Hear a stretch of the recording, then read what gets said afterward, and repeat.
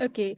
Hi, everyone. Welcome to Friends Tea Time with Authorade. It is a monthly community event of Authorade where we gather together to have conversation on various research topics that interest a lot of our community member. And Elise has kindly taken the initiation of starting the Friends Tea Time with Authorade. And I think we are on the fourth session of Tea Time with Authorade. We started it last year. And I'm so glad that all of you are here with us. Um, so today we are going to talk about very important topic of how to write in English for French scholars. And I know you are going to make the most out of it. Share your insights, share your learnings and your opinions, and gain a lot from all of the scholars who are going to be present here. Alias is our host for the event, and she's also author steward. And yeah, so Elias, would you like to translate? I know it's Okay, very long. okay, I will translate. Juste, Asta disait que le tea time, j'ai demandé au auteur et de l'initier. C'est notre quatrième tea time, mais le premier de l'année. Comme vous le savez, on a eu en 2024 d'autres heures de thé. Voilà, et juste elle ajoutait tout simplement que la session sera interactive. Merci.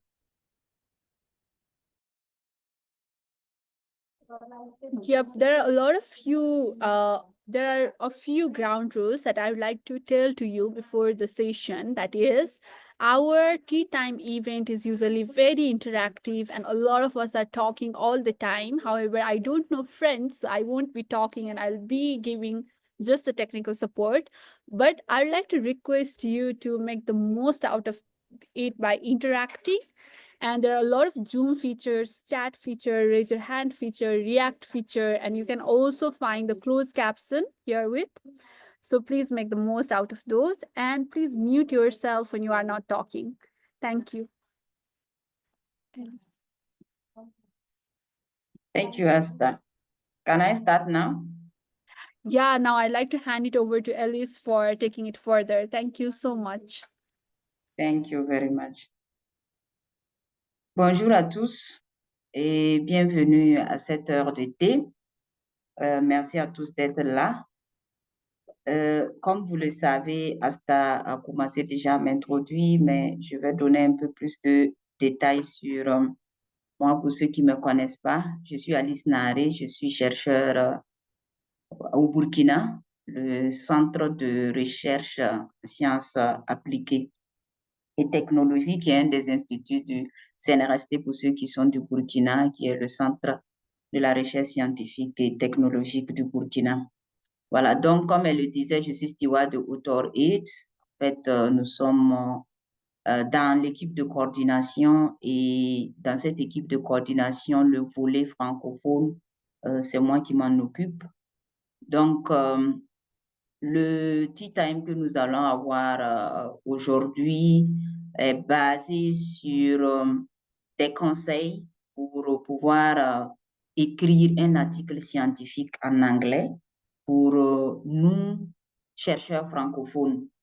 Voilà. Donc, pour ceux qui sont dans les groupes de Author 8, j'avais partagé en décembre un blog que j'avais écrit au niveau du site web de Author 8, voilà, sur ce thème-là. Voilà. Donc, j'aimerais vraiment présenter Author 8 pour ceux qui ne connaissent pas. C'est en fait un programme international de réseautage pour les chercheurs et ce programme existe depuis longtemps, mais le volet francophone a été mis en place seulement en 2023.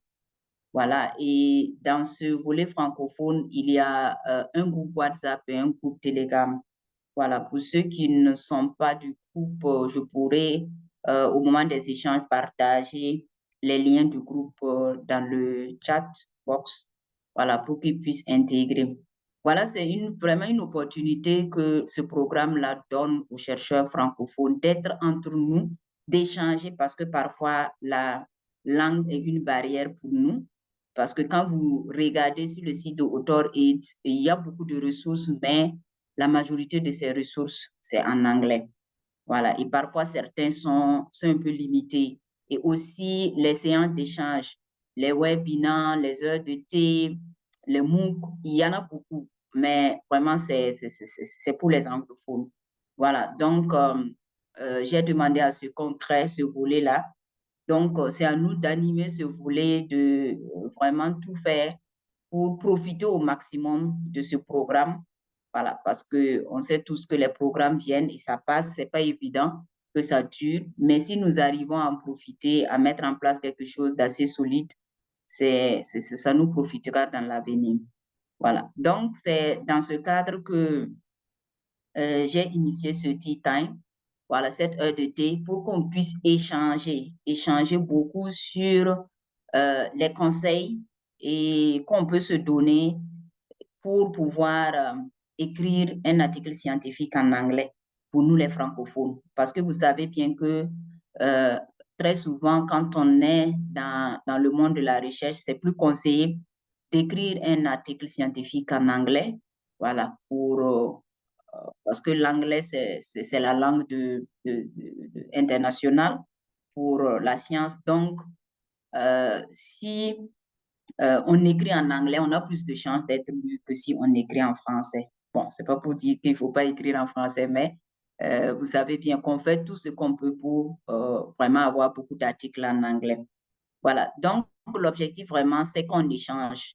Je vais revenir sur tout ce qui a été dit sur, au cours dans le blog plutôt, voilà, et faire quelques commentaires et à l'issue de ma présentation, vous pourrez partager aussi votre expérience dans le domaine parce que je sais que beaucoup ont de l'expérience dans la rédaction en anglais. Donc, ce serait bien que vous partagiez votre expérience pour que ensemble nous puissions en profiter. Voilà. Donc, j'ai partagé dans le chat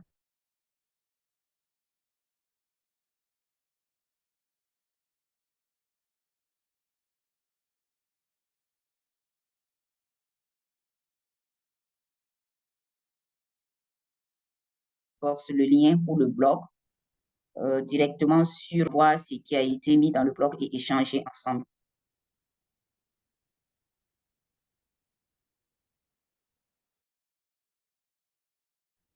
Je ne sais pas si vous voyez mon écran. Si c'est le cas,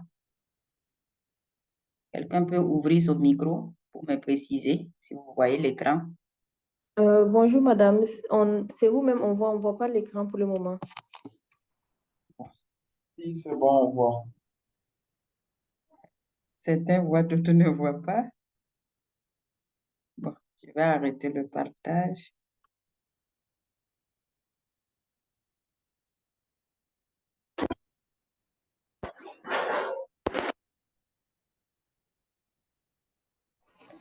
C'est bon maintenant.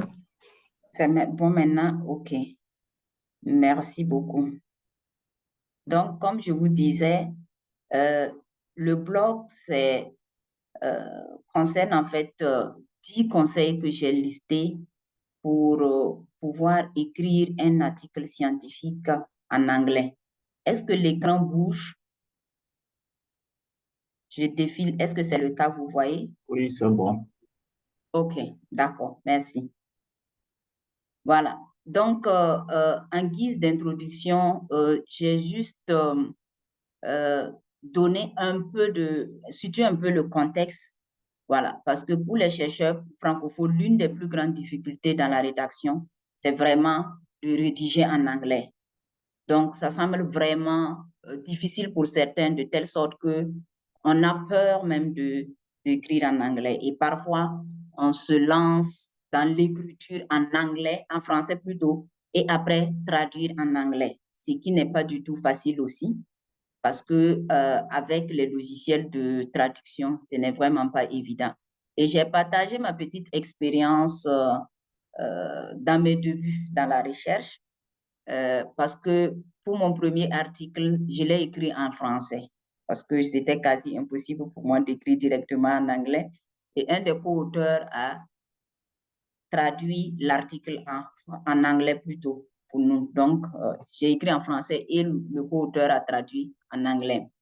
Donc, la difficulté était que, bon, quand je me retrouvais parfois dans des conférences où je présentais en anglais avec les termes de l'article, moi-même, j'ai du mal à expliquer dans les détails en anglais, alors que, bon, les anglophones voient que l'article est écrit en anglais, mais moi-même, j'ai des difficultés à expliquer. Donc, ce qui fait que c'était vraiment difficile pour moi. Et le second article, j'ai décidé de le faire en français, en anglais directement. Mais la difficulté aussi, c'était toujours cette peur. Est-ce que je vais pouvoir? Et finalement, bon, je me suis dit, j'écris en français, mais la traduction, je vais le faire moi-même pour vraiment m'approprier des différents termes. Donc, en ce moment, j'ai utilisé Google Translation. Voilà. Et vous savez bien que ces logiciels ont des limites. Voilà, parfois, on nous conseille même d'autres logiciels, mais ces logiciels, parfois, ont des limites parce qu'il y a des termes qui sont vraiment techniques que ces logiciels n'arrivent pas à traduire correctement pour vous. Voilà, donc, c'est cette expérience que j'ai voulu partager en introduction parce que par la suite, j'ai décidé, il faut y aller en anglais, quel que soit le niveau, ça te permet aussi d'améliorer ton vocabulaire et aussi ton niveau. Donc, c'est pour ça que j'ai commencé directement à écrire en anglais pour pouvoir vraiment m'approprier de mes travaux. Et dans cette rédaction, ce que j'ai vraiment constaté et ce que je peux donner comme conseil, c'est ça que j'ai listé dans les 10 conseils. Voilà. Et le premier conseil que je donne, c'est vraiment de lire les articles en anglais sur le sujet. Parce que j'ai remarqué que quand vous lisez sur le sujet, par exemple, là, il y a des termes de votre thème qui parfois sont écrits de différentes manières dans les articles. Donc, vous arrivez même à vous approprier de cela. Alors que quand vous vous mettez à traduire en anglais, ce que vous avez, c'est juste un terme que Google vous propose. Voilà. Et en ce moment, j'ai remarqué parce que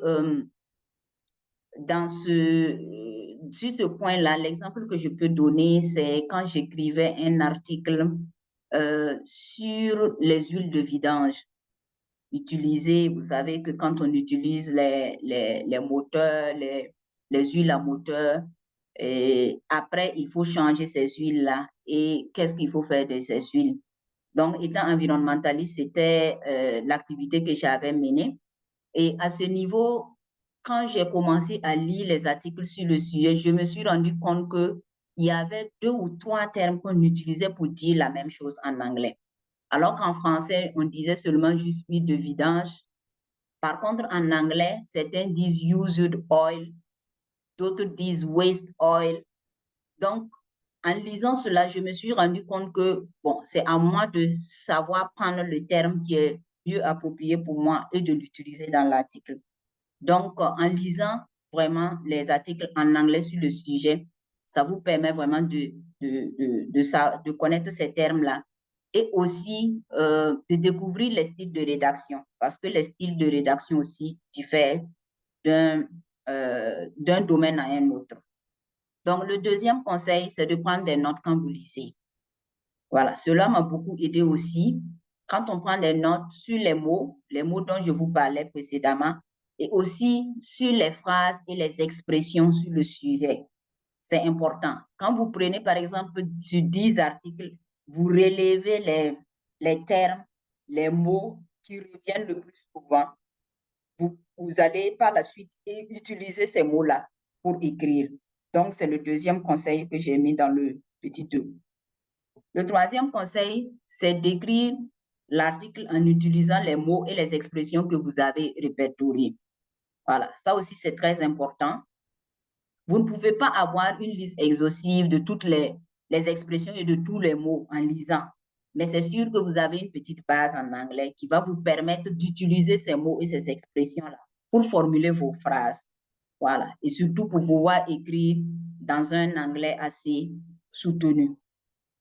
Le quatrième conseil, c'est d'être attentif sur les temps des verbes. Ça aussi, c'est très important parce que comme vous le voyez en français, nous avons aussi des temps de verbe que nous devons utiliser. Par exemple, quand nous rédigeons l'introduction, quand nous rédigeons la partie matérielle et méthode, quand nous rédigeons les résultats et discussions, les temps des verbes utilisés changent.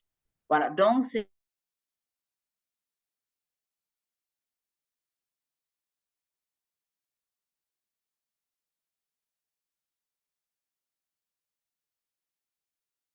le même style en anglais. Donc, il faut quand vous rédigez les termes que vous utilisez, les temps des phrases que vous utilisez, est-ce que ça concorde avec le temps utilisé aussi dans le journal où vous voulez publier? Parce que vous savez bien que pour rédiger en anglais, même toute rédaction scientifique, il faut savoir d'abord où vous voulez publier votre article avant de commencer à écrire. Voilà. Donc, en rédigeant dans le style des verbes utilisés par le journal où vous voulez publier, ça devient assez facile pour vous. Donc, en cinquième position, soyez attentifs sur la structuration et la longueur des phrases à utiliser. Donc, là-bas, vraiment, le conseil, c'est de ne pas faire des phrases longues. Parce que plus on est long dans les phrases, plus on se perd. Vous savez, même en français, c'est le cas. Quand vous écrivez des phrases de 3-4 lignes, à un moment donné, le lecteur se perd. Donc, pour se faire comprendre assez facilement, c'est vraiment conseillé de structurer les phrases de manière courte pour pouvoir se faire comprendre et aussi éviter les fautes de grammaire et d'orthographe. En sixième position, c'est d'écrire simplement. Vraiment simplement, sujet, verbe, complément. Surtout qu'on ne maîtrise pas la langue, si on prend beaucoup de tournures, on risque vraiment de se perdre. Donc, c'est le conseil que je donne en sixième position. En septième position, c'est d'éviter le plagiat et l'autoplagiat. Parce que c'est vraiment tentant quand on écrit en anglais de copier des expressions ou des phrases d'autres auteurs pour coller. Donc, il faut vraiment faire très, très attention pour éviter cela. Et quand vous faites, vous recensez les mots et les expressions, c'est vraiment un outil très, très important pour vous de ne pas copier les phrases et les paragraphes dans les autres documents. Et aussi, le problème parfois qu'on a, c'est l'autoplagiat. L'autoplagiat, bon, très souvent, c'est quand vous écrivez votre premier article, vous le publiez, et à un moment donné, vous écrivez un article un peu similaire, vous avez tendance à copier certains éléments dans le premier article pour mettre dans le deuxième. Voilà. Les journaux considèrent toujours ça comme étant du plagiat. Donc, c'est de l'autoplagiat. Il faut vraiment éviter. Parce que quand tu as écrit déjà en anglais, dans un domaine bien précis, par exemple, votre partie matérielle et méthode, bon, vous dites que c'était mes expressions, bon, je n'ai pas copié ça ailleurs. Et aussi, vous avez tendance à croire que vous ne pouvez pas faire mieux que ce que vous avez déjà fait. Donc, vous avez tendance à copier et à juste coller dans votre manuscrit que vous êtes en train de rédiger. Alors qu'il faut l'éviter parce que c'est très vite détecté par les logiciels de plagiat et on va vous rejeter votre article parce que vous avez fait de l'autoplagiat. En huitième position, il faut laisser votre manuscrit un moment, 2 semaines environ. C'est vraiment le temps que très souvent je me donne, 2 semaines. Laisser le manuscrit sans toucher, sans lire et relire pour corriger. Et je pense que ce conseil est même valable en français parce que quand vous laissez un document et après vous revenez pour lire le document, vous revoyez vraiment toutes les imperfections du document et vous-même vous arrivez à corriger beaucoup de choses avant de pouvoir passer par la suite. Donc, cet élément-là aussi est très important en français, en anglais plutôt, parce que quand vous laissez le document et après vous relisez calmement, vous voyez tout ce que vous n'avez pas bien fait, les mauvaises reformulations,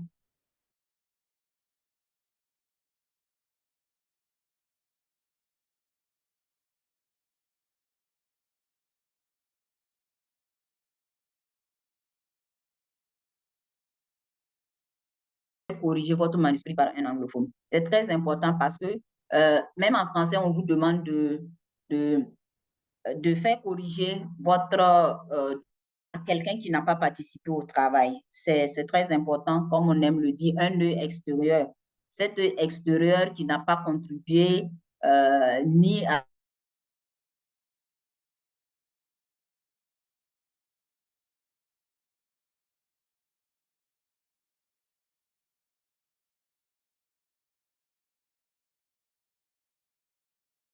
mais en même temps aussi en anglais, premièrement, parce que vous ne maîtrisez pas la langue, vous remettez à un autre chercheur qui maîtrise, peut corriger toutes les imperfections qui se trouvent dans le document.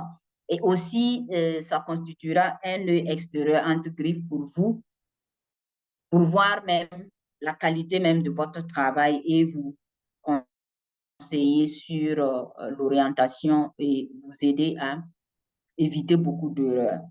Donc, en 10e position, c'est de soumettre l'article dans un journal bien réputé.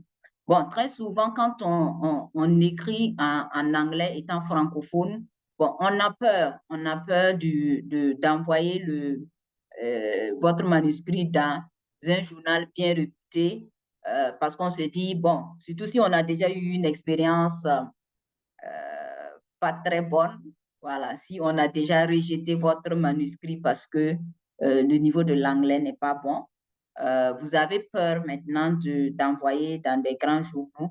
Donc, parfois, on se rabat à envoyer dans des journaux pas très bien cotés, bon, pour que ça passe, alors que on pourrait mieux faire. Donc, c'est vraiment de ne pas hésiter à envoyer dans un grand journal parce qu'on a toujours un bon retour, même si l'article n'est pas accepté. On va vous donner des instructions, on va corriger aussi bien le fond que la forme. Donc, la langue aussi, ils vont vous donner aussi parfois des liens, voilà, où vous pourrez avoir des spécialistes pour corriger le document. Euh, donc, ça permet vraiment d'améliorer le document afin de pouvoir le présenter, voilà, dans un autre journal. Donc, voici succinctement les 10 conseils que j'ai eu à énumérer dans dans ce blog-là. Et pour conclure, je dirais que rédiger un article en anglais, ce n'est toujours pas facile, surtout pour nous les francophones. Voilà. Mais en suivant quelques règles de l'écriture, ce sera vraiment plus facile. Donc, je ne dirais pas facile, mais plus facile que si on ne suit pas ces règles-là. Donc, il faut vraiment aussi échanger avec ceux qui ont l'expérience dans la rédaction en anglais. Ils ont toujours un petit conseil qu'ils peuvent vous donner. Et il faut savoir aussi qu'en faisant l'effort de rédiger directement nos articles en anglais, nous arrivons aussi à améliorer notre niveau d'anglais. Donc, c'est vraiment à notre avantage. Donc, voici de manière résumée le blog, voilà, que je voulais vous présenter. Et je pense que nous allons maintenant passer la parole aux participants pour qu'on échange, pour que d'autres personnes puissent partager aussi leur expérience dans la rédaction en anglais. Voilà, pour que ce soit plus bénéfique pour tous les participants. Merci.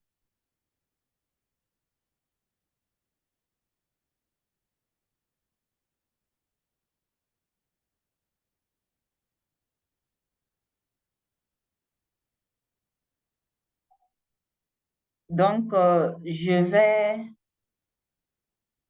voilà, vous demander peut-être dans le chat box ou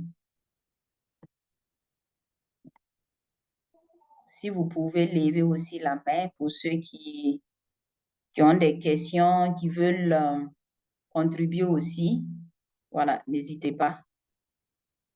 Je vais arrêter mon partage d'écran pour pouvoir mieux gérer. Voilà, donc c'est OK maintenant.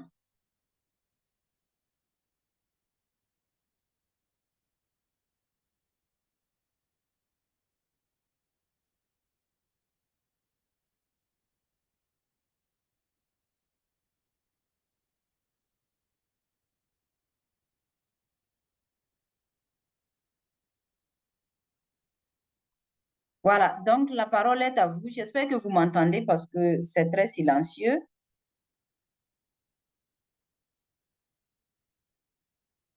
Vous m'entendez au moins? Oui, on vous entend. OK, très bien.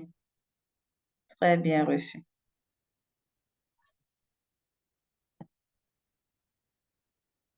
OK, donc si vous avez des questions, des commentaires, n'hésitez pas à lever la main. Je ne vois pas de main levée pour le moment.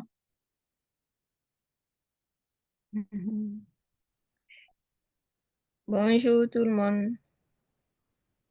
Bonjour. Mm. Pouvez-vous vous présenter, s'il vous plaît, parce que avec les noms Je me qui nomme, se répètent. Voilà, allez-y.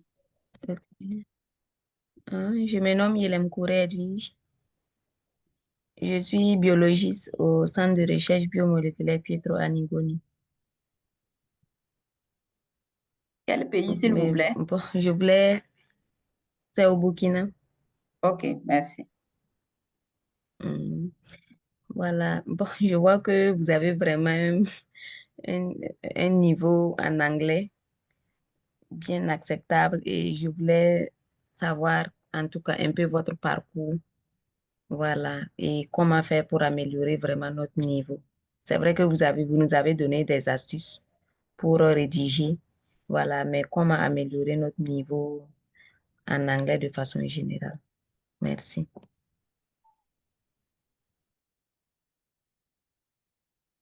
Merci beaucoup.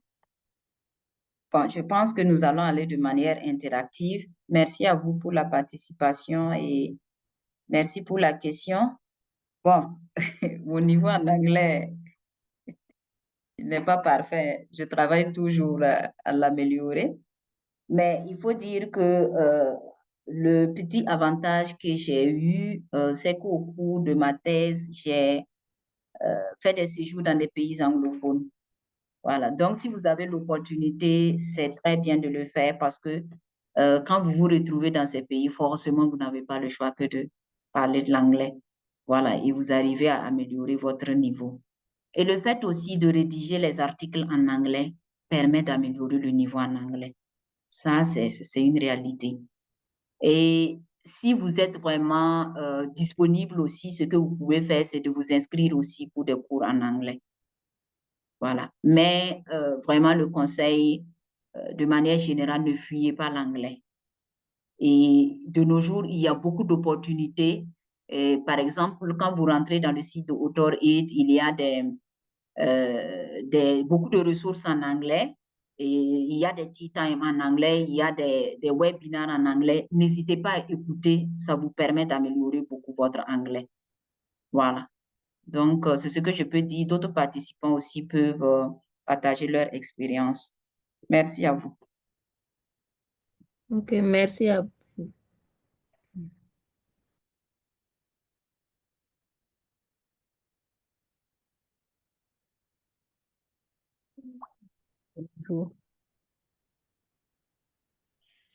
Bonjour à tous. Bonjour. Oui, merci vraiment à Madame pour la présentation et pour les précieux conseils que nous recevons qui vont vraiment nous aider pour voilà, nos écritures d'articles scientifiques. Donc, moi, c'est Dr. Kombere Isabelle. Je suis de l'Université Thomas Sankara. Donc, je voulais poser une question. Je voulais savoir, c'est vrai que même si nous essayons de rédiger nous-mêmes, ce n'est pas toujours évident, mais est-ce que par rapport je sais pas, logiciels ou les moteurs, voilà, qui peuvent nous faciliter la traduction, quels sont ceux qui semblent être assez fiables? Bon, je sais qu'ils ne sont pas fiables à 100%, mais je sais que, bon, je me dis que quand même, il y a d'autres qui sont mieux que, il y a certains qui sont mieux que d'autres. Donc, s'il y a des expériences peut-être à partager, s'il y a des plateformes qui peuvent nous aider, vraiment, on serait preneur. Merci. OK, merci, madame. Oui, comme vous-même vous l'avez dit, il y a effectivement des plateformes, des applications qui permettent une meilleure traduction par rapport à Google Translation. Je sais que beaucoup de logiciels ou de sites l'utilisent, et ce que j'ai en mémoire, bon, il faut que je regarde un peu parce que je l'ai utilisé même la semaine passée, mais le nom en français, je ne l'ai pas retenu. Mais je pourrais chercher et l'écrire dans le chat box, comme ça vous allez retenir. Ce sont les logiciels d'intelligence artificielle, voilà, qui vous permettent de faire beaucoup de choses dans la recherche scientifique, la recherche documentaire, la recherche, aussi l'utilisation des analyses statistiques et aussi la traduction de certaines expressions scientifiques. Voilà. Donc, je pourrais partager ça dans le chat box, mais d'autres aussi peuvent, aussi connaissent des logiciels, ils peuvent aussi l'envoyer dans le chat box ou bien après dans le groupe WhatsApp ou Telegram, voilà, pour que les autres puissent en profiter. Merci. D'accord, merci beaucoup, madame. Je regarde rapidement et puis je le mets dans le chat.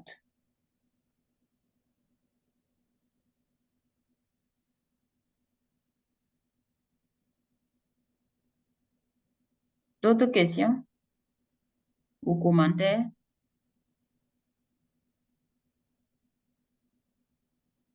Oui, bonjour, docteur Naré. Oui, bonjour. Ok, moi c'est Farid Traoré de l'INIRA. Pour ceux qui ne connaissent pas, c'est l'Institut de l'environnement et de recherche agricole situé au Burkina Faso, à Ouagadougou. Donc, merci vraiment pour les ressources partagées. Et donc, je voudrais juste faire une contribution. Je pense que à côté de Google Translate, on a DeepL aussi qui n'est pas mal. Donc, DeepL, c'est D2EPL qui monte en puissance. Donc, il est bien pour la traduction, mais il a un module aussi qui est encore plus intéressant qui s'appelle DeepLWrite. Et là, en fait, si par exemple vous avez eu à faire une traduction avec Google, vous pouvez prendre votre traduction en anglais, pardon, et vous le mettez dans DeepLWrite, et puis ça peut en fait vous donner des suggestions d'amélioration du texte. Donc, ça, ouais, ça marche plutôt pas mal. Bon, c'est toujours pas au même niveau que voilà, un native, un anglophone natif qui parle ou qui corrige, mais c'est déjà bien. Ça améliore grandement vraiment les traductions faites par Google Translate. Et à côté de ça, on peut répondre à la dame de l'Université Thomas Sankara. Je dirais que vous pouvez, c'est vraiment bien en fait de garder ce que moi je peux considérer comme un contact plus ou moins permanent avec l'anglais.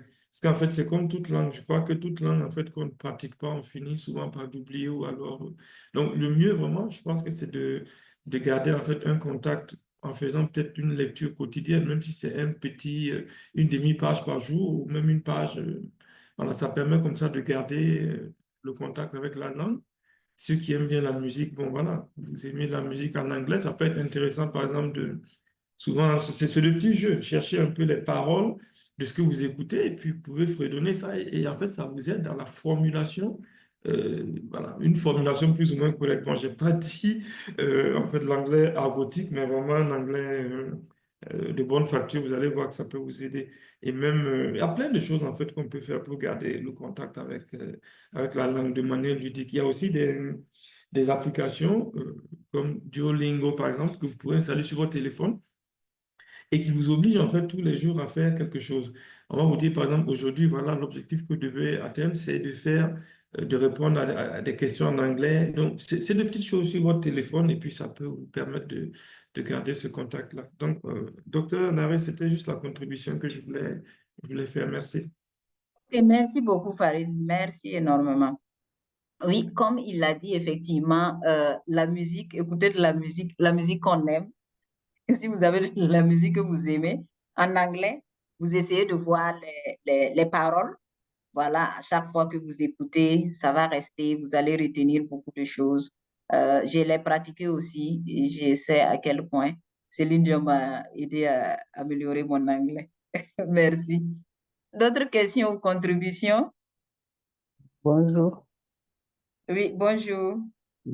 Moi, c'est Cheikh Soumela, je suis doctorant au Niger, donc assistant d'un laboratoire qu'on appelle le LERSA, Laboratoire d'études et de recherche en sociologie et en anthropologie.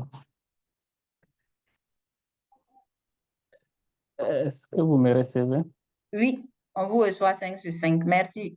Ok, merci Vous pouvez y aller. pour la présentation. On a vraiment aimé les 10 astuces que vous avez partagées avec nous.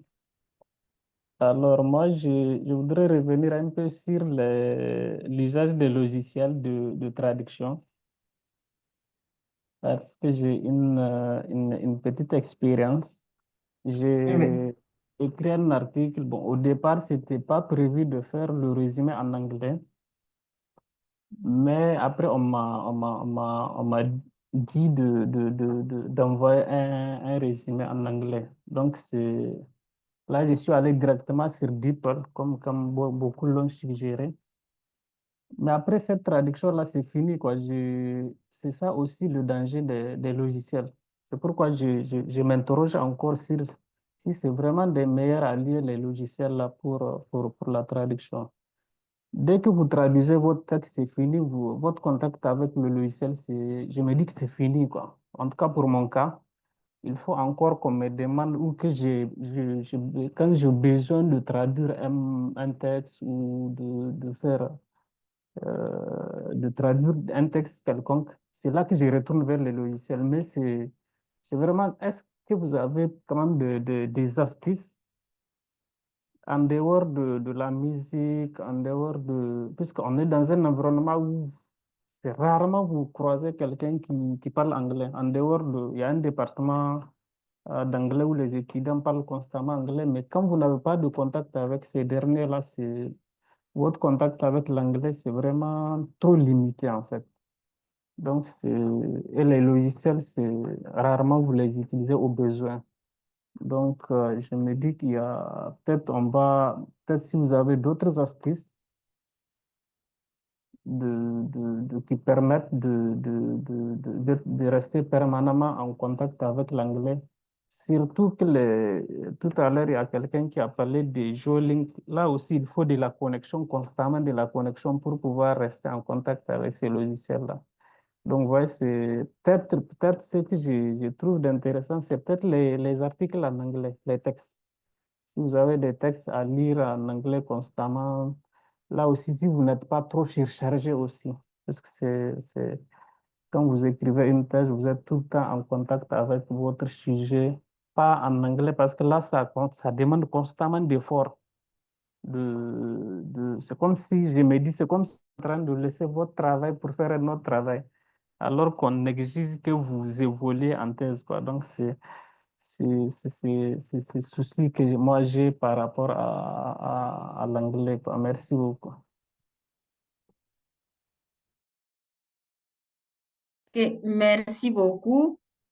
Euh, Qu'est-ce qu'on peut dire? Moi, je pense que vous avez déjà tout dit et donné aussi quelques éléments de réponse à vos interrogations parce que, comme vous l'avez dit, les logiciels, effectivement, quand on s'habitue, on ne veut plus faire d'efforts. Et je pense que ces logiciels même nous amènent à sous-estimer notre niveau.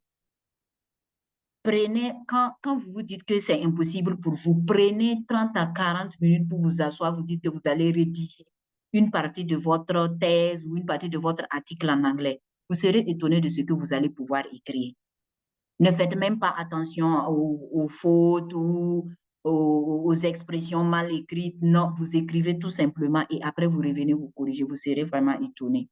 Donc, vraiment, ces logiciels, vraiment, quand on n'a pas le choix, ou bien, comme Farid l'a dit, vous traduisez, vous écrivez vous-même et vous ramenez là-bas pour traduire, pour voir vraiment s'il n'y a pas d'erreur, c'est bien.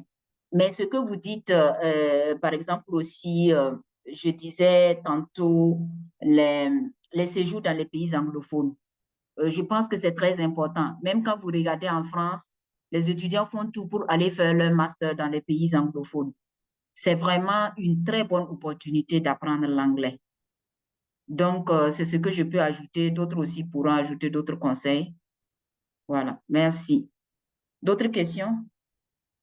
J'ai partagé dans le chat box le lien du WhatsApp et aussi le Telegram pour ceux qui veulent rejoindre le groupe. Merci. Bonjour à tous. Merci beaucoup. Bonjour. Merci vraiment, docteur Alice, pour cette présentation et les conseils que vous avez donnés en matière de rédaction scientifique en anglais. Moi, c'est Aimé Yilin. Je suis médecin béninois et je suis assistant de recherche au Centre de recherche en reproduction humaine et en démographie de CERUT à Cotonou. Donc, par rapport au sujet, je ne sais pas, je n'aimerais pas qu'on fasse aussi une petite confusion. Euh, il y a l'anglais, la langue, de manière générale, dont nous avons besoin en tant que chercheurs pour évoluer dans notre carrière. Donc, on a besoin de pouvoir communiquer, de pouvoir présenter à des conférences scientifiques. Donc, tout ça demande des compétences en, en matière d'écoute, de parler, de lecture, etc. Donc pour ça, il faut, comme beaucoup l'ont dit déjà, faire recours aux vidéos, à la musique, aux applications, écouter des podcasts. Vraiment, les ressources en ligne sont très, très, très intéressantes pour s'auto-former. Et l'autre chose aussi, pour ma propre expérience, je pense que quel que soit le centre de formation d'anglais où vous irez vous inscrire, le vrai travail, c'est vraiment personnel parce qu'il faut vraiment arriver à connaître le niveau auquel vous êtes, connaître les défis qu'il vous reste à combler et travailler dessus chaque jour pour atteindre ces objectifs-là au fur et à mesure. Donc ça, c'est vraiment ma première impression. Maintenant, pour revenir à la rédaction scientifique, effectivement, en tant que chercheur francophone, c'est difficile. Vos 10 astuces m'ont vraiment montré un peu le parcours que j'ai eu. Euh, Quand tu veux te lancer, rédiger directement en anglais, parfois, tu as un blocage au début. Tu te demandes, mais comment je veux m'y prendre. Mais effectivement, mon conseil serait que chacun de nous ici, nous fassions vraiment recours à ces 10 conseils-là. Parce que quand on prend un article scientifique, nous savons tous, ça a une structure bien précise. On sait exactement quelles sont les sections. Et si vous prenez ces 10 articles, vous les lisez, je suppose qu'aujourd'hui, vous voulez rédiger votre méthodologie ou votre introduction. Vous lisez les 10 articles, vous voyez, parce que généralement, il y a des expressions, des thèmes clés qui reviennent à chaque fois. On sait tous, par exemple, que l'introduction finit par l'énoncé de l'objectif de l'étude. Donc, il y a des expressions, des groupes de mots qui reviennent très souvent dans les articles que, après cette première lecture de ces 10 articles, ça vous familiarise un peu avec les expressions couramment utilisées. Et ce jour-là, vous vous concentrez, vous rédigez votre introduction. Ainsi de suite pour chaque section. La méthodologie, le cadre d'étude, il y a des expressions vraiment qui reviennent à chaque fois. Et je vais finir un peu par les logiciels. Euh, pour moi, personnellement, par haute croissant d'efficacité, au début, on avait Google Translate qu'on avait tous l'habitude d'utiliser. Après, DeepL est venu. Donc, pour moi, personnellement, si à la fin de ce webinaire, on peut arrêter d'utiliser Google Translate, ça serait vraiment, vraiment bien. Parce que ces logiciels-là, ce n'est que de la traduction littérale. C'est juste de la traduction littérale sans aucun contexte, sans d'éléments contextuels du sujet dont tu parles, en fait. Donc, pour moi, personnellement, Google Translate, il faut mettre une croix dessus. DeepL encore, c'est gérable parce que sans sa particularité, comme Monsieur Farid l'a dit, Première chose, c'est que quand ça te génère le test traduit, tu as la possibilité de reformuler. Ça te fait des propositions de mots. Et toi, connaissant le sujet, voilà, il faut beaucoup lire aussi, hein, franchement, il faut beaucoup lire. Tu sais quel mot est approprié à ton contexte et tu choisis, ainsi de suite. Et finalement, tu copies le test final. Donc ça, c'est une particularité de DeepL. Et parfois, ça a la possibilité voilà, ça te propose en fait même la suite des phrases, même quand tu n'as pas encore ton test au complet. Et pour finir, le troisième outil, je pense que nous, en tant que francophones, nous ne sommes pas natifs. Et il faut rester humble et reconnaître que on n'aura jamais, des efforts se font, mais on ne pourra jamais atteindre ce niveau des natifs anglophones qui peuvent rédiger des articles avec un niveau d'anglais vraiment élevé. Donc, pour moi, la tendance aujourd'hui, c'est les outils d'intelligence artificielle et qui font vraiment un bon boulot en matière de, voilà, reformuler le test dans un anglais qui déjà est celui du niveau de celui qui veut reviewer ton article. Moi, je les aime beaucoup. Donc, vous avez déjà parlé de Square, il y a ChatGPT, il y a Perplexity, euh, voilà, il y en a plusieurs. Choisissez juste un, essayez de vous familiariser avec.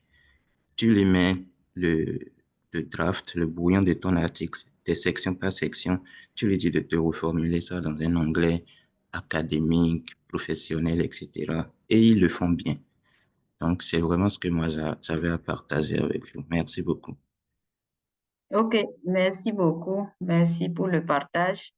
Voilà. Donc, si vous pouvez écrire dans le chat box euh, les outils d'intelligence artificielle dont vous avez parlé. Voilà. J'avais déjà mis G-Square, mais vous pouvez ajouter pour Il n'y a pas de souci. ceux qui ont besoin d'avoir ces logiciels-là. Merci. Voilà. Mais un élément important à souligner que j'aimerais insister sur ce que vous avez dit, d'écrire vraiment, faire l'effort d'écrire en anglais vous-même avec vos propres expressions. Ça vous permet d'abord d'améliorer votre niveau et aussi, après cela, vous pouvez utiliser ce logiciel maintenant pour parfaire. Voilà, on a l'anglophone pour corriger pour vous. Voilà, merci pour cette contribution. D'autres contributions? Il nous reste environ 7 minutes. Peut-être Asta pourra nous permettre d'avoir 10 minutes. Ok, s'il y a d'autres contributions, des questions, n'hésitez pas.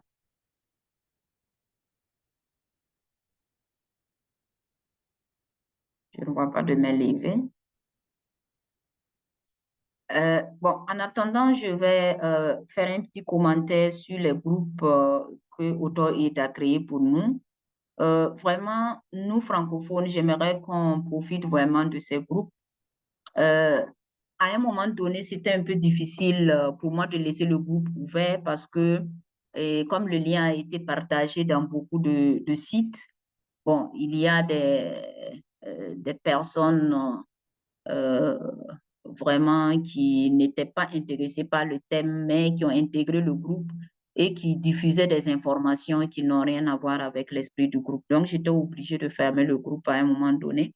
Et jusqu'à présent, c'est le cas.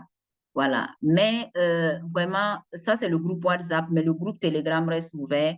Si vous y êtes, n'hésitez pas à poser des questions sur les difficultés que vous avez dans la recherche scientifique, à aussi demander des collaborations et à demander des informations.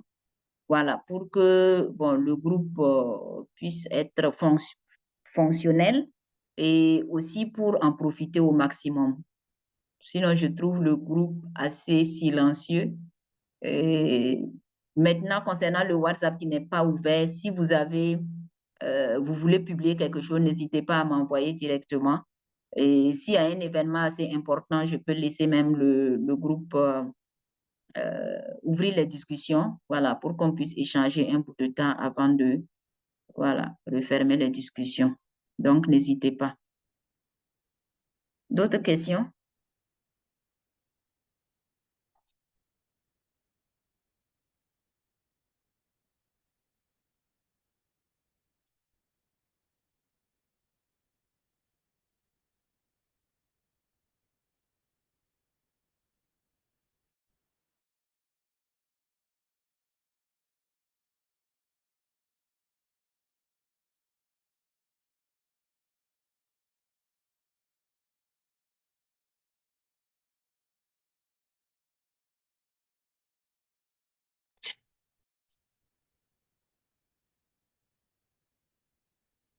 Est-ce qu'il y a des questions ou des contributions sur le sujet?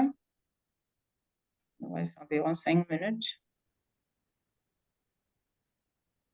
Oui, je vois Rosemont Guissou. Voilà,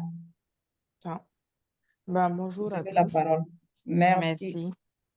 Je suis Rosemonde Guissou. Moi, je suis économiste de la santé. Je suis d'un institut aussi du CNRST qui est l'IRSS, l'Institut de recherche en sciences de la santé. Et merci déjà pour la formation, pour les tips que vous avez partagés. C'est vraiment très pertinent. Je voulais rajouter aussi qu'il ne fallait pas hésiter à faire des présentations en anglais.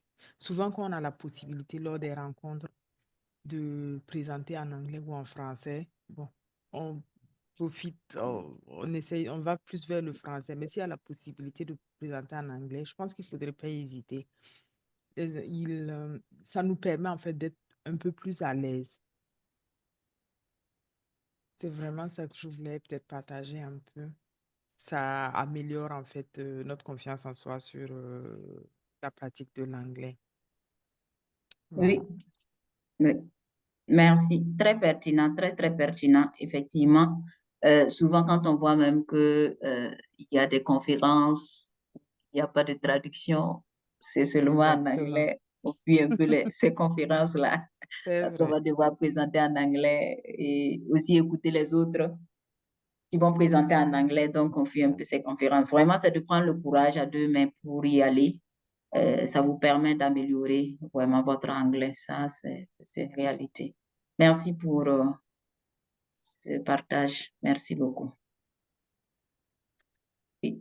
Je profite aussi, quelqu'un a levé la main. Bon, la personne n'a pas changé de nom, donc je vois Aminata.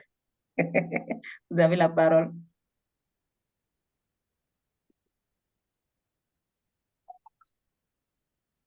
Oui, il y a quelqu'un qui a levé la main. Oui, c'est serré firmé. Ok, allez-y. Oui, et moi, je suis serré firmé, doctorant à l'Université Najib Bori, Burkina Faso. J'ai une question concernant l'utilisation des outils artificiels, des IA. Est-ce que lorsqu'on rédige notre anglais, on veut améliorer avec les... Est-ce qu'il y a des revues qui ne sont pas pour... Est-ce que lorsqu'on soumet à l'IA, est-ce que ça ne pourra pas être source de rejet de nos articles?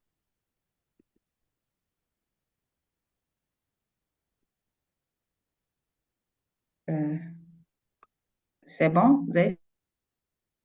Oui, oui, c'est bon. C'est ma Ok, question. C'est pour comprendre ça. d'accord.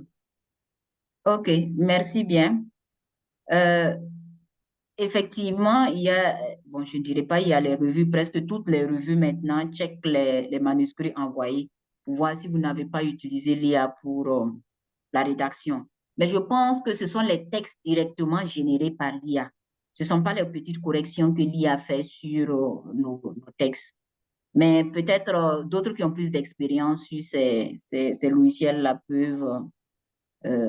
peuvent confirmer. Mais à mon avis, ce sont les textes vraiment qui sont générés par l'IA. Parce que vous savez que avec les outils de l'IA, vous pouvez demander qu'on vous écrive un paragraphe sur un sujet donné. Voilà, donc si vous prenez ce paragraphe-là, vous le mettez dans votre manuscrit, ça ne va pas passer dans un journal, c'est évident. Mais les petites corrections, je ne pense pas que ce soit un problème. Mais d'autres peuvent partager leur expérience. Merci.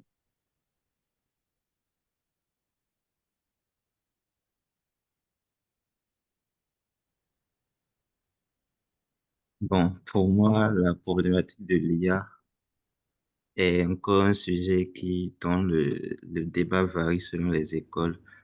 Il y a certains journaux qui refusent catégoriquement, d'autres acceptent si quelque part à la fin tu déclares que j'ai utilisé tel outil qui m'a permis de faire ci et ça pour juste faciliter la reproducibilité de ton travail.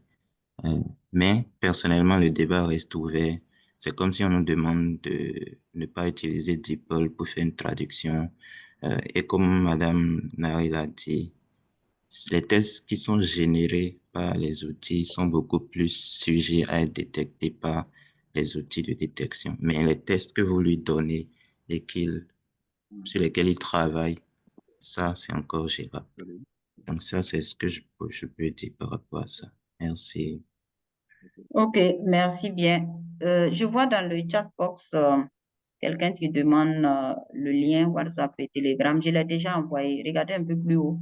Vous allez voir les deux liens. Bon, dans le chat aussi, quelqu'un demandait une possibilité d'organiser des rencontres physiques tutor Aid pour ceux qui sont intéressés à Ouaga, à Bobo et ailleurs. Bon, je pense que il faut qu'on prenne un peu de temps de consolider ce que nous avons d'abord sur les réseaux sociaux. Voilà, si après maintenant on peut, parce que les rencontres physiques, ce n'est vraiment pas facile. Parfois, le problème de distance fait que les gens n'arrivent pas à participer. Donc, on va poursuivre pour le moment avec les rencontres en ligne, comme cette heure de thé. Et ce que je voulais ajouter aussi, si jamais vous avez des collègues qui veulent intégrer les groupes, n'hésitez pas à partager les liens avec eux. Et aussi, si vous connaissez des chercheurs, des anciens chercheurs qui ont des compétences bien précises dans le domaine scientifique et qui veulent vraiment partager, former les jeunes, former tous les membres de Autor et de toute la communauté scientifique, n'hésitez pas à me contacter. L'année passée, j'avais donné l'information, surtout demander la contribution des membres pour une formation sur les outils d'IA. Bon, je n'ai pas eu de retour, mais je continue à demander cette année. Voilà, l'IA, les analyses statistiques des données et beaucoup d'autres modules, voilà, peuvent être dispensés à travers ce canal. Si vous me contactez, on peut organiser, même si c'est un webinaire, parce que les tea time, ils donnent juste 1 heure de temps. Asta me signale qu'il est l'heure. Donc, on peut même aller jusqu'à un webinaire ou un MOOC, si possible. Donc, n'hésitez pas à me contacter pour qu'on puisse organiser et profiter de cette plateforme-là au maximum. Voilà, donc, Asta est en train de me signaler qu'il est l'heure. Donc, sur ce, je vais vous dire merci beaucoup, merci pour votre contribution, merci pour cet échange qui a été très, très riche grâce à vous. Et on va se donner rendez-vous très prochainement pour une autre heure de thé. Merci et à très bientôt. Ok, merci beaucoup. Merci. Merci encore. Merci, à au tout le revoir. monde et à la Merci, prochaine. merci, merci à tous. Merci à vous. Hein?